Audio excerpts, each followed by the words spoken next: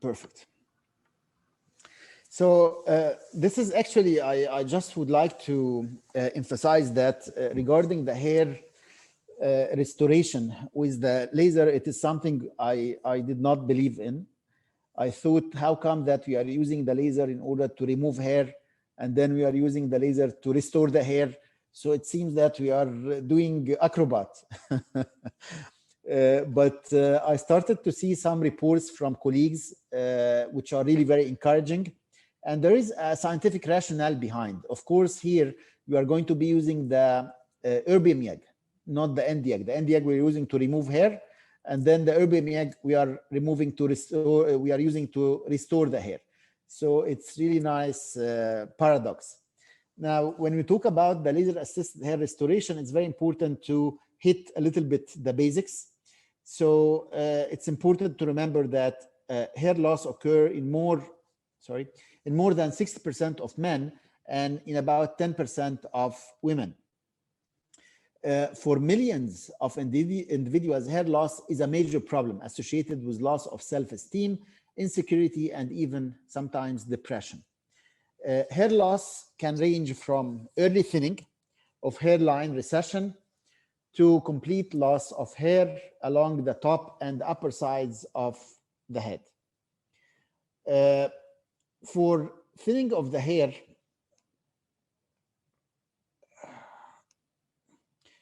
for thinning to become cosmetically noticeable, at least 50% of the hairs must have fallen out in a particular area. Loss of a smaller percentage than this generally does not result in cosmetic appearance of hair loss. In addition to the loss of number of hairs, the hair loss process causes individual hairs to thin, which further contribute to the appearance of hair loss. For women, the development of androgenic alopecia is classified into 3 stages. The typical pattern of hair loss in women is progressive diffuse thinning in an oval area along the top of the scalp. Hair loss along the hairline is usually spared. In women, most hair loss is genetic, although women have an increased incidence of hair loss caused by medical conditions as hormonal imbalance, trichotillomania, and post-stress telogen effluvium. Interestingly, even with androgenetic alopecia in women, there appears to be an additional inflammatory contribution to hair loss, as scalp biopsies often reveal a localization of lymphocytic folliculitis around the stem cell containing bulge region of the hair follicle. As with male pattern baldness, female pattern androgenic hair loss is progressive. It increases with time. It is very important to be suspicious of androgen excess if the following are present: hirsutism, which means hair distribution in the face with male pattern in females; menstrual disorders; cystic acne; galactorrhea; virilization with temporal recession; lowering of voice, pitch; increase in muscle mass, especially the shoulder girdle; and infertility. So those are signs that there is something wrong with the androgen. So this is just showing us a diagram about manifestations of excess androgen. So we get thinning of the hair on the head, hirsutism, acne, weight gain in midsection of the body, high cholesterol level, high blood pressure, polycystic ovarian syndrome, ovarian tumors, high sex drive, deepening of the voice, irregular or absent periods, and pre-diabetes, type 2 diabetes, and blood sugar issues. So all those are signs of excess androgen. And if we have any of them, we have to make a full endocrinological assessment to diagnose the problem. Hair loss in women can be caused also by hypothyroidism. Various medications can cause that, systemic disorders, trauma, whether it's surgical, burn, or any other kind of trauma to the scalp. And some infections also can damage and destroy the hair follicles. Now, one of the treatments for the hair loss is the light therapy. And besides, of course, all other types of therapy, which is not the topic of today. Today we are focusing on the light therapy and the laser in particular, but the majority of studies found an overall improvement in hair regrowth, thickness, and patient satisfaction following the low level light therapy, LLT, or the LED, light emitting diode therapy. Further controlled randomized clinical studies are required to establish the efficacy of these devices. Today, I think we know that there are so many devices in the market, even home use, to stimulate the hair growth. However, what I would like to emphasize is that if there is any systemic disease, those treatments are not going to be enough. We have to fix any systemic problem. Otherwise, our treatment is never going to be optimum or complete. Now, when we talk about hair restoration overview with the Fotona, we have three options for the hair restoration. We have the Erbe-Miyagi hair transplantation, where we are able to, the recipient site, to open a hole in order to have the implantation of the hair into the scalp. Then we have the fractional ablative Erbe-Miyagi microwinding of the scalp as a method of transcutaneous delivery of medications, as we are going to see. And then finally, and this is the most recent one, is a treatment they called hair restart, as the night-laze treatment of the snoring, or the Entima-laze treatment of vaginal tightening, or the Inconti-laze treatment of the stress-free incontinence, or the smooth eye treatment for the periocular rejuvenation. They have the restart, hair restart, as a non-ablative fractional Erbe-Miyagi in order to stimulate the hair growth. Those are the different options which we can achieve with the Erbe-Miyagi of Fotona. And regarding this ablative, the hair transplantation, they have patented a handpiece, particular handpiece, and a technique in order to make the opening for the hair transplantation recipient area in order to be able to have very good site for the implantation of the hair follicles in the hair transplantation. And actually, having the Erbe-Miyagi is excellent option, because we are able to have the hole with very well preserved vascularity. Because, you know, if you are using the holes with the CO2, then the coagulation occurring is going to damage the vascularity at the periphery of the wound.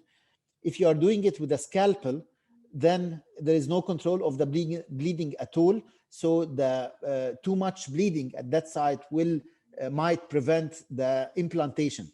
However, when this is done in a controlled way with the Erbe-Miyagi, this will have a very good media for the hair transplantation, because there will be vascularity, not too much blood, not too less blood.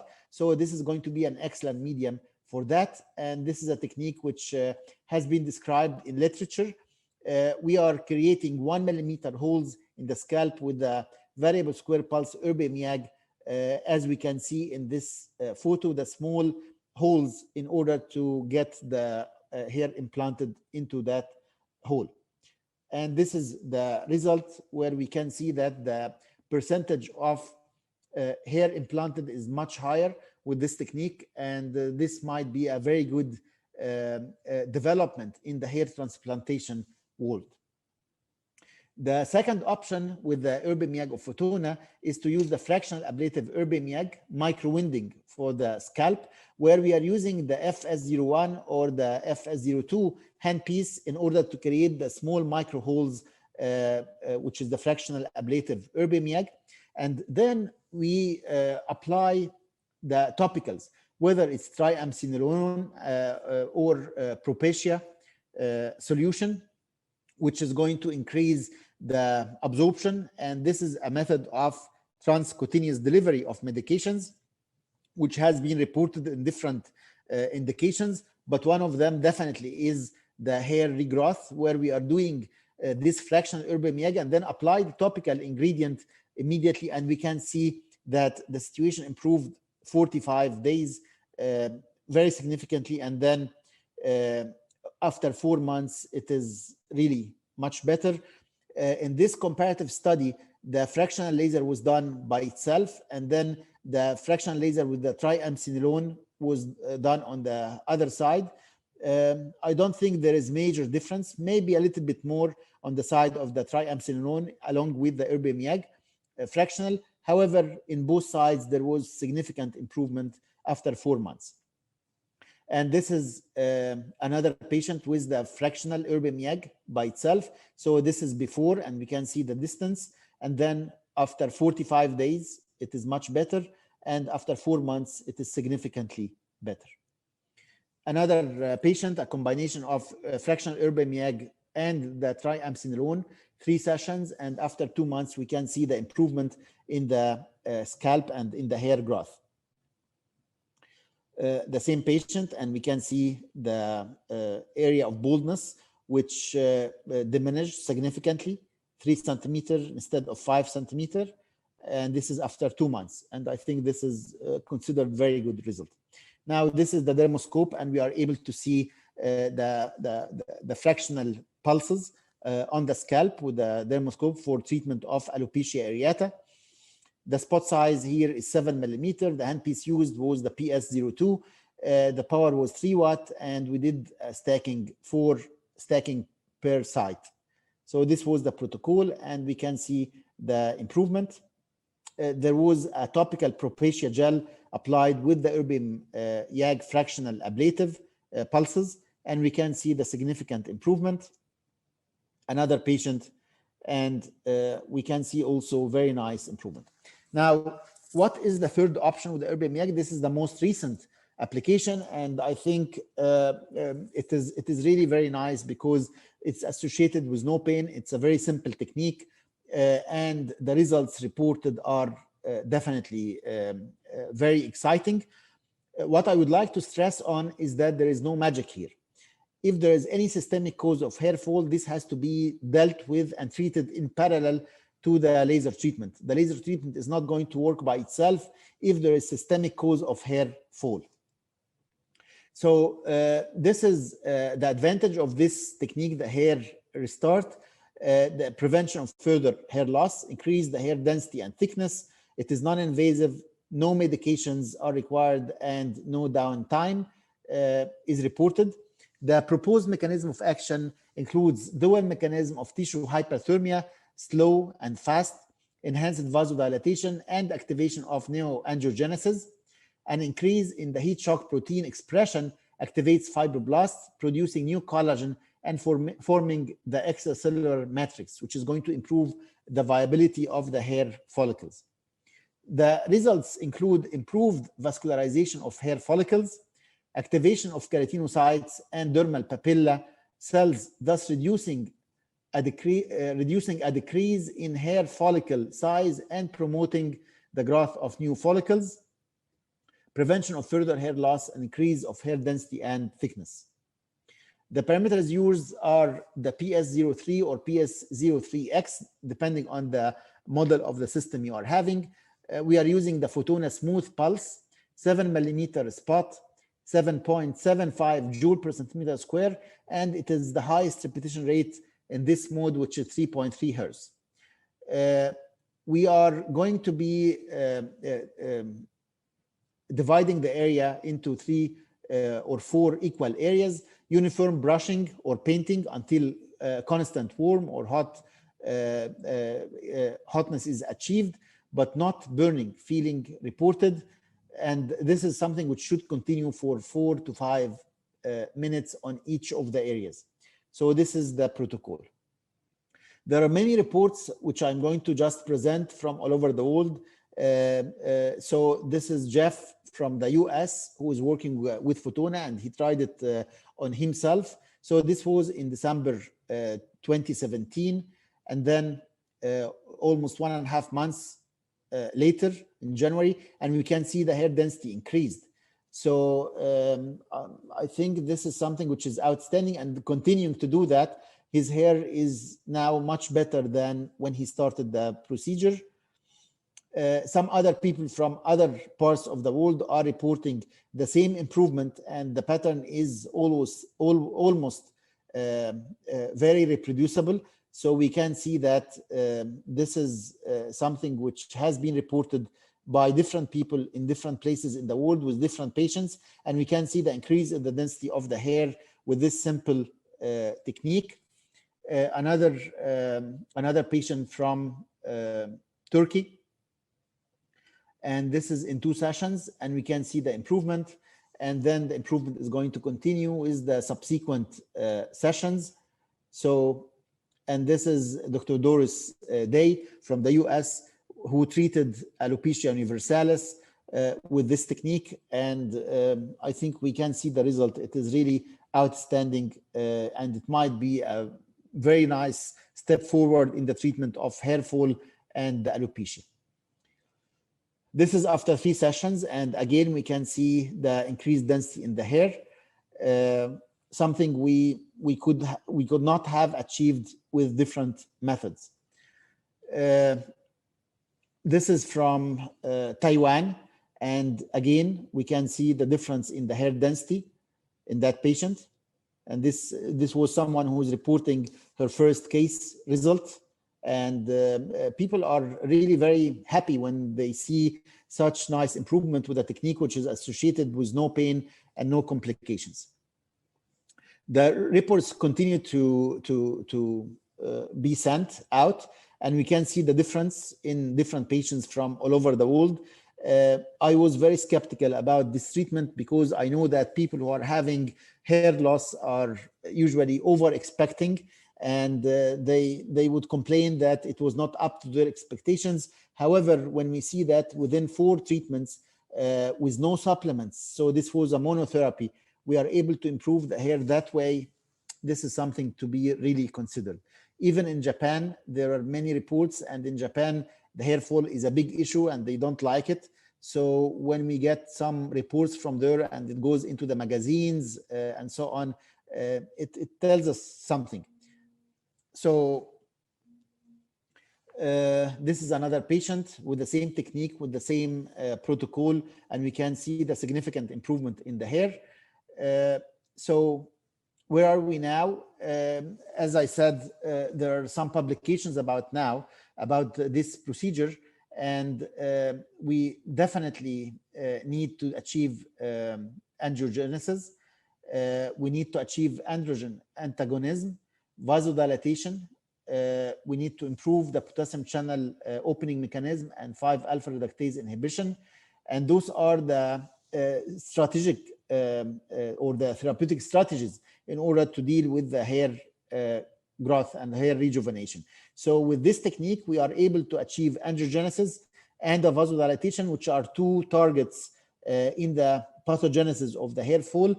Of course, in many cases, it shouldn't be a monotherapy. We have to combine that with other techniques and other treatments in order to deal with the other areas of the pathogenesis of the hair fall and androgenic alopecia. This was a lecture in the Laser and Health Academy symposium organized by Fotona in 2019, just before the corona.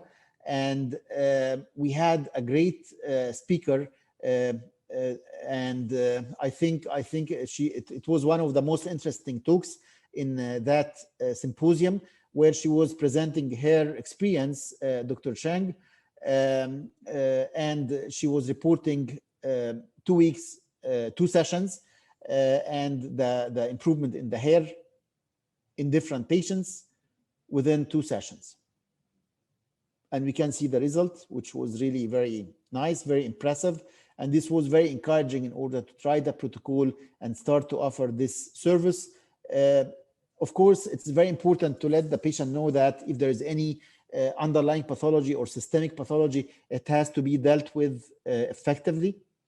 And the conclusion of her study was that the Erbium-YAG laser is effective and safe in inducing vellus hair growth in Asian at low fluence, significant hair growth, and no need for anesthesia or painkiller during the procedure. It is very tolerable and associated with no significant pain.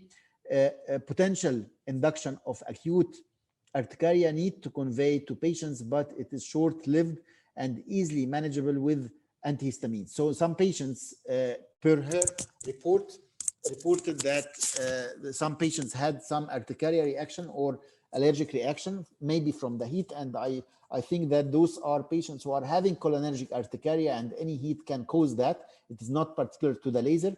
And if that happened, of course, it is very easy to use antihistamines without any problem. And here, this is the link for her talk in the Laser and Health Academy meeting. And this is another treatment report about a treatment result where this hair restart was used in combination with the minoxidil, 5% minoxidil. And this is the outcome, which is really very significant. Another patient, and we can see very nice result. And another patient after 2 months, and then after 5 months of treatment. After the initial 4 sessions, we can do maintenance, which can be done every 3 or 4 months, 1 session, in order to maintain the hair in good shape. Regarding the future application development, we might need still to further optimize the protocol with eStart and launching more studies to prove efficacy and safety of these treatment modalities. So I think with this, we ended the presentation, and I'm open for any questions or comments you might have. But this is, from my point of view, a revolutionary treatment for the hair fall, and it might improve our results in dealing with hair fall in the field of dermatology and cosmetic dermatology.